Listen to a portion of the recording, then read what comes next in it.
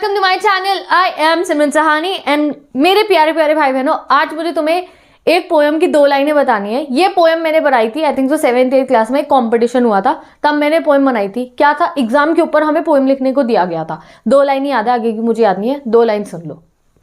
Whenever calendar shows March, examination fever या fear is on, ऐसे कुछ करके मैंने पोएम की शुरुआत करी थी।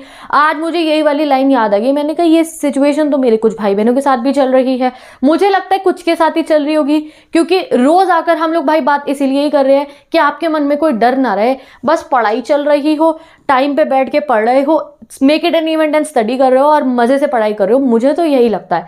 बट अगर फिर भी कुछ ऐसे मेरे भाई बहन है जिनको ऐसा एग्जामिनेशन फियर जैसा वर्ड उनके डिक्शनरी में है, तो आज उस वर्ड को डिलीट करना है हमने अभी इस वीडियो को खत्म करते करते। ठीक है, क्या होता है ये एग्जाम फियर, या कई वो दिखाते हैं उसमें कि फीवर, एग्जामिनेशन फीवर, बच्चे डर गए हैं एग्जाम से। भैया हम वो बच्चे नहीं हैं, ठीक है, हम जानते हैं क्या होता है ये, और फिर हम इसे कहेंगे बाय।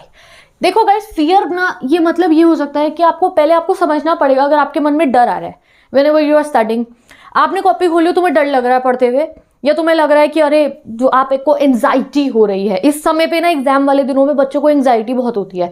बार बार आपको ऐसा लग रहा होता है, मन में घबराहट हो रही है, आपको डर सा लगे जा रहा है। ट्यूशन से आए हो तो डर लग रहा है, स्कूल अगर जा रहे हो तो थोड़ा डर लग रहा है, घर पे पढ़ रहे हो, यू आर स्टडिंग, फिर भी डर लग रहा है। तो उसका पहले आपको रीजन समझना होगा कि भाई आप डर रहे क्यों रहे हो, क्या दिक्कत है डरने की, फियर किस रीजन की वजह से हो रहा है। तो सबसे पहला रीजन जो मुझे लगता है, अगर आपको इस बात का डर लग रहा है कि अरे भैया बोर्ड के पेपर है, दूसरे स्कूल में जाके एग्जाम देना होगा, भाई हम तो दूसरे स्कूल जाएंगे, बड़ा अलग सा एटमॉस्फेयर होगा, पहली बार बोर्ड का पेपर देने जा रहे हैं, क्या होगा कैसा होगा, अगर कुछ ऐसा डर आ रहा है तो भाई उस डर को निकाल दो।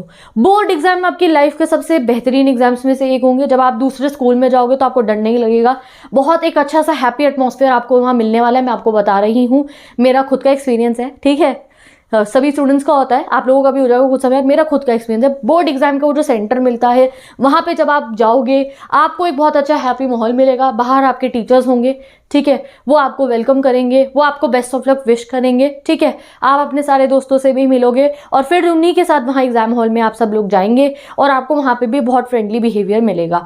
तो उस बात की टेंशन मत लो कि आपका बोर्ड एग्जाम है, दूसरे स्कूल में जाना है, क्या क्या नहीं, वो बातें भूल जाओ। एवरीथिंग विल बी ग्रेट, ये बात मैं कह रही हूँ, मान लो, ठीक है।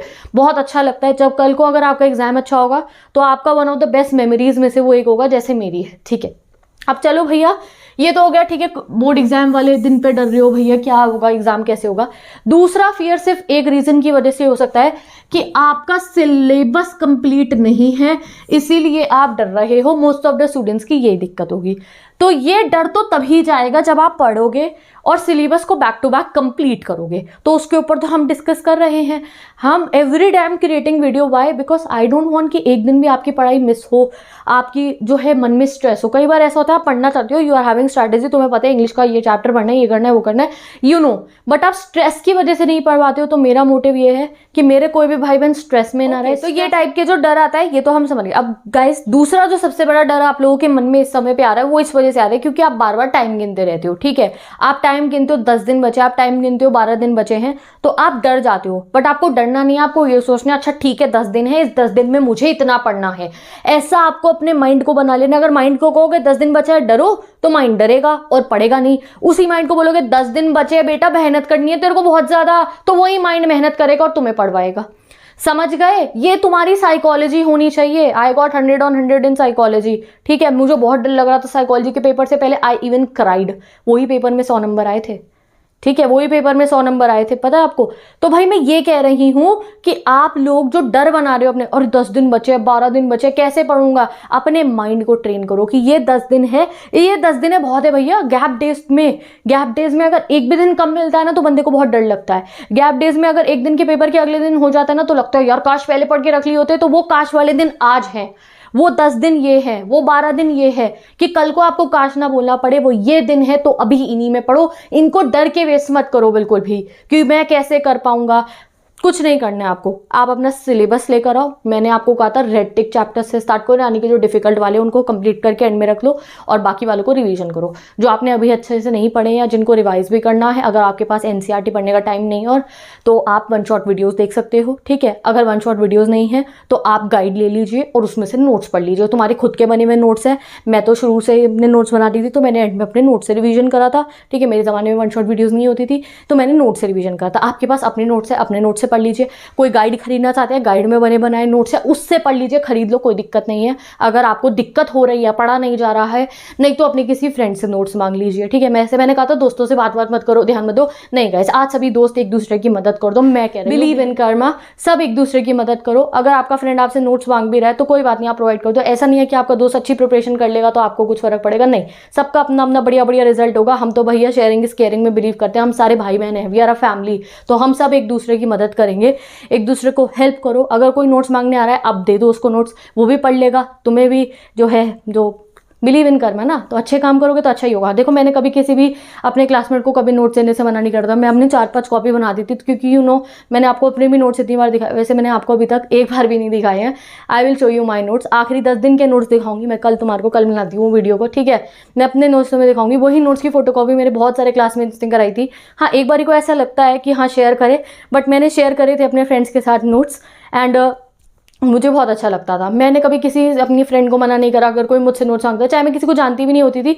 और अगर कोई मुझसे पूछे यार तेरे पास वाली नोटबुक है, इसके नोट्स मिल जाएंगे, तो मैं डेफिनेटली, व्हाट्सएप तो मैं यूज़ नहीं करती थी, तो मैं उनको वो घर आके कोई कॉपी ले जाए, फोटो स्टेट करा के ला ले 10-15 मिनट, मैं दे दिया करती थी। बट आप लोग कैसे, अगर आपका कोई फ्रेंड कह रहा है फोटो खींच के भेज दो या कुछ कर दो, तो एक मिनिमम लेवल पे एक दूसरे की हेल्प कर दो, नो प्रॉब्लम, ठीक है। मिनिमम लेवल पे एक दूसरे की हेल्प करो, कोई दिक्कत की बात नहीं है।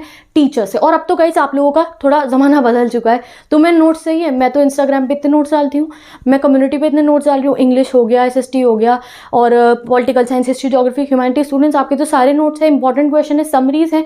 आप अपने टीचर्स से नोट्स एक्सेस कर लो, अगर फ्रेंड से नहीं मिल रहे हैं तो टीचर्स से मांग लीजिए, टीचर्स आपको डेफिनेटली नोट प्रोवाइड कर देंगे। यूट्यूब पे आप अपने फेवरेट टीचर्स के नोट्स चेक कर सकते हैं, तो नोट्स आपको मिल जाएंगे। अब आप उन नोट्स को पढ़िए, ठीक है। और NCERT को भी रिवाइज कर सकते। ऐसा मत सोचो कि कुछ टाइम नहीं है, ये नहीं है, वो नहीं है। अगर आप चाहोगे कि भाई मैं NCERT निकाल के ला रहा हूँ, हेडिंग पढ़ी और ओवरव्यू ले लिया चैप्टर को और एक वीडियो देख लिया, तो भी आपका काम हो जाएगा। अपने आप को डर में मत बनाओ, टाइम नहीं है पढ़ने का। अगर टाइम है अगर पढ़ने बैठोगे तो, कल मैंने आपको क्या कहा था कि भाई 12 घंटे का टाइम टेबल मैंने दिया, एटलीस्ट 10 या 8 घंटे अगर आप फॉलो कर रहे हो तो बहुत अच्छी बात है। तो आप अपनी टाइमिंग को इंक्रीज कीजिए, अगर पढ़ रहे हो तो नंबर भी आएंगे और डर निकाल दो। अब एक डर सबसे ज्यादा क्या आता है बच्चों के मन में, पढ़ते समय मेरे मार्क्स आ जाएंगे, मेरी रैंक आ जाएगी, ये पेपर में मेरे अच्छे नंबर आ जाएंगे, ये डर को निकाल देना। तुम मार्क्स लाने के लिए जो है ये मत सोचो कितने आएंगे, हमारे मार्क्स आएंगे अगर हम पढ़ेंगे, ये सोच लो। बार बार ये मत सोचो पढ़ते समय कि अच्छा मेरे कैसे आएंगे, नहीं भैया मेरे तो आएंगे, मैं पढ़ रहा हूँ, आएंगे ही आएंगे, मैं तो पढ़ रहा हूँ, ये माइंडसेट रखना है अपना। मैं पढ़ा हूँ, मेरे तो आएंगे नंबर, ये मत सोचना मेरे नहीं आएंगे। एक बार भी अपने मुंह से मत बोलना, ना ही अपने दिमाग तक ये बात पहुंचने देना कि तुम्हारे नंबर नहीं आएंगे। तो जो नहीं सोचोगे तो नहीं होगा ऐसा, और पढ़ते रहोगे तो कौन रोक सकता है तुम्हें नंबर लाने से। तो इसलिए बोर्ड एग्जाम के फियर को कर दो बिल्कुल बाय बाय, ठीक है।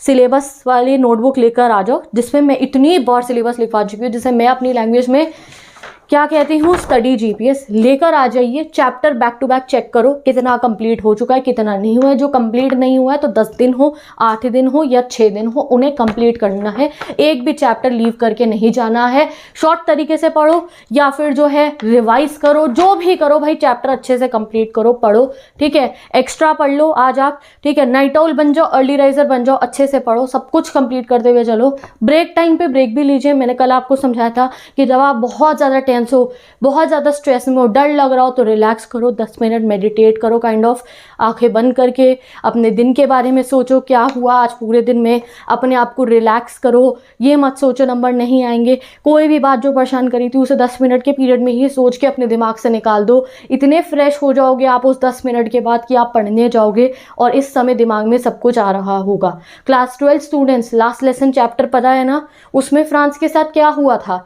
जब आखिरी दिन पे उसे चैप्टर पढ़ाया जा रहा था, उसे सब समझ में आया था, क्योंकि वो पेशेंटली होकर पढ़ा था, वो पढ़ना चाहता था। तो अगर आप अंदर से पढ़ना चाहोगे और आप खुद पे बिलीव करोगे मुझे पढ़ना है, तो आपको सब समझ में आएगा और सब सिलेबस कंप्लीट होगा। अगर 10th वाले स्टूडेंट को ये एग्जाम्पल समझ में नहीं आया तो आप जल्दी ही 12th क्लास में आने वाली हो, तब लास्ट लेसन पढ़ाऊंगी तो आप भी समझ जाओगे। समझ गए? तो अभी ये प्रोकास्टिनेट करने का टाइम नहीं है, डिस्ट्रैक्शन को तो कल हमने बाय बाय कर ही दिया है। तो आज ये बोर्ड एग्जाम का डर डर डर मैं काफ़ी सुन रही थी, तो भाई ये डर को भी अभी निकाल देते हैं। हाँ, हमें नहीं डर लगता, बोर्ड एग्जाम से हम नहीं डरते हैं, ठीक है। हम तो भैया 99% लेकर आएंगे अपनी, बाकी बातें फिर हम बात डर आता है। 4th टाइप का डर, सैम्पल पेपर सॉल्व करने का डर।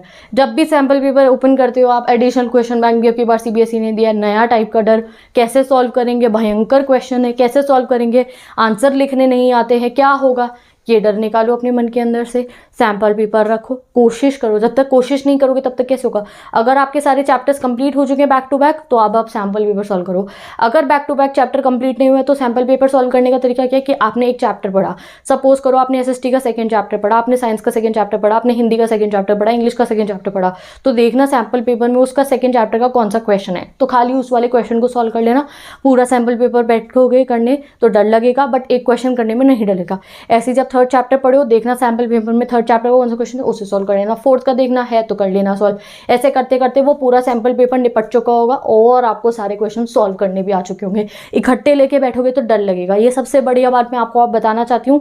जो करंट पेपर पैटर्न अगर आपको समझना है तो आप एक साथ सारे क्वेश्चन को ट्राई मत कीजिए, आप हर एक चैप्टर के क्वेश्चन को अलग अलग ट्राई कर लो, आपका सारा डर निकल जाएगा। और अगर आंसर फॉर्मेशन की बात रहती है आपकी, क्यों आपको आंसर फॉर्मेशन करने नहीं आते हैं, तो जितना आप चैप्टर को समझोगे उतना अच्छा आप जो है आंसर फॉर्मेशन कर सकते हो। इंग्लिश के लिए जो प्लेलिस्ट गिवन है डिस्क्रिप्शन बॉक्स में, वहाँ से जाके चैप्टर समझ लो। आंसर फॉर्मेशन की वीडियो मैं अपलोड कर दूंगी, पुरानी भी मैंने कर रखी है चैनल पे, तो आप वो भी जाके देख सकते हो। New video also I upload. अगर कोई और ऐसी बात है जिसकी वजह से आप डर रहे हो, किसी ने आपको कुछ कहा है, उस वजह से आपके मन पे वो बात लग गई और आप अपनी पढ़ाई नहीं कर पा रहे हो, तो मैं सिंपल बात कहूँगी गाइस, भूल जाओ उस बात को। ये समय कभी लौट के नहीं आएगा, पढ़ो, ठीक है। ये हमारा 1-to-1 कॉन्वर्सेशन चल रहा है। तुम मुझे अपनी बड़ी बहन कहते हो तो मैं बता रही हूँ, क्योंकि मैंने भी ये चीज़ें फेस करी हैं। इस समय पे किसी के कहने पे कोई बात मन पे लग गई है, बुरा लग रहा है, भूल जाओ, कोई फर्क नहीं पड़ेगा बाद में। खुद से लग रहे नंबर नहीं आएंगे, भूल जाओ, पढ़ो, सब नंबर आएंगे।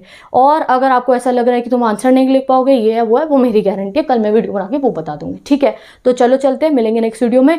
बाय बाय, खुश रहो, अच्छे से पढ़ो, ध्यान रखो अपना, ठीक है। ऐसा नहीं है कि इतनी टेंशन ले लेनी कि अपने कोई फीवर कर लेना और अपनी तबीयत खराब कर लेनी। अपना भी ध्यान रखो और हेल्दी रहना, पानी वानी पीते रहो, ठीक है। स्टे हाइड्रेटेड, इन दिनों ना पानी पीते रहना, क्योंकि हम लोग कई बार पढ़ते पढ़ते भूल जाते हैं। खाना खाने का मैंने आपको बताया, डर नहीं लगेगा, पैनिक नहीं रहोगे। जब फैमिली के साथ भी टाइम स्पेंड करोगे तो खाना खाओ अच्छे से बैठ के फैमिली के साथ।